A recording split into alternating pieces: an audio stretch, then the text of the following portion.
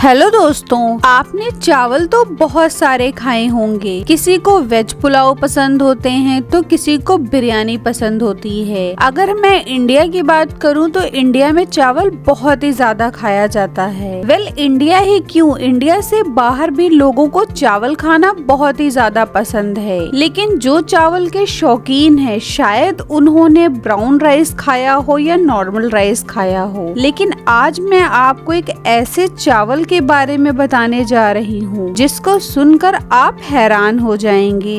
ये चावल 50,000 सालों में सिर्फ एक बार उगता है और इसको उगाना भी बहुत ही ज्यादा मुश्किल टास्क है। तो चलिए इस चावल की पूरी डिटेल जानते हैं, लेकिन उससे पहले प्लीज नए यूजर हमारे चैनल को सब्सक्राइब कर लें। मैं जिस चावल की बात कर रही हूँ उसे बम्बू राइस के नाम से जाना जाता है। बम्बू राइस को मुलायरी चावल भी कहा जाता है, जो कि अपने न्यूट्रिशन से पूरा भरा हुआ होता है। खास बात तो ये है कि ये चावल 50 साल में सिर्फ एक बार ही उगता है। और तो और मार्केट में इस चावल की कीमत कम से कम 200 रुपए प्रति किलो है। लोगों का मानना है कि बम्बू राइस में बहुत ही ज्यादा प्रोटीन पाया जाता है, जो कि एक नॉर्मल चावल और गेहूं से कई ज्यादा होता है। बांस के चावल का सेवन जोड़ों के दर्द, कमर दर्द जैसी बहुत सारी परेशानियों से राहत देता है। और तो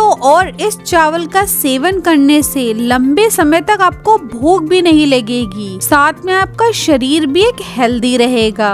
लोग बताते हैं कि बांस की झाड़ में जब फूल आने लगते हैं तो ऐसा माना जाता है कि झाड़ मरने वाली है। और बम्बू राइस को मरते बांस के पेड़ की आखिरी निशानी भी कहा जाता है। उस बांस के झाड़ में लगे फूलों में से एक बहुत ही स्पेशल प्रजाति का चावल उगता है। इसे खेतों में नहीं उगाया जाता, बल्कि यह खुद बांस के फूलों से उगता है। बांस की झाड़ में चावल वाले फूल सिर्फ 50 साल में सिर्फ एक बार ही उगते हैं। और फिर चावल को इकट्ठा करने के लिए बांस के फूलों के आसपास सफाई की जाती है और फूल पर मिट्टी लपेटी जाती है। जब यह मिट्टी सूख जाती है तो उसमें से बीन कर चावल के दानों को अलग कर लिया जाता है। तो इसी तरह से तैयार हो जाता है बम्बू राइस, जो कि बहुत ही ज्यादा मेहनत से तैयार होता है। किस किस ने चावल खाया है या कौन कौन ये चावल खाना चाहता है मुझे कमेंट बॉक्स में जरूर बताएं। और जाते जाते हमारे चैनल को भी सब्सक्राइब कर लें। Thanks for watching.